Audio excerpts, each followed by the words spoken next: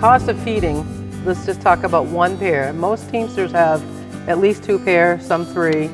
But we'll just say the cost of feeding a pair of free-for-all or sweepstakes horses.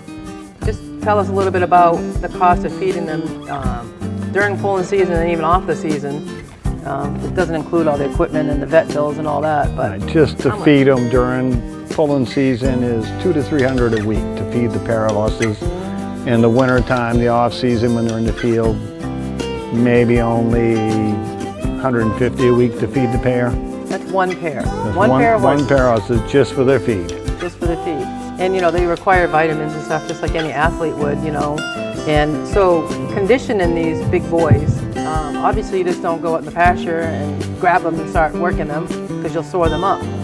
So when you start training Fred, we'll say, I know he travels all over the country pulling horses. He pulls out west, he goes to Canada, he pulls everywhere. So we'll just say a typical horse person, a typical horseman that pulls, we'll say just in New England.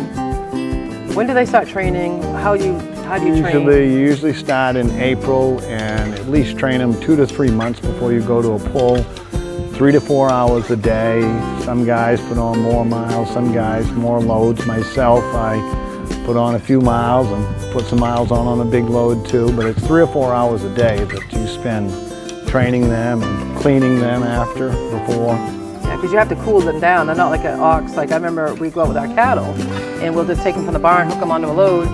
They're done pulling, we put them back in the barn. You can't do that with a horse. Not quite, you gotta cool them down. No, you need right? to cool them down. If you get them real hot, you need to cool them down.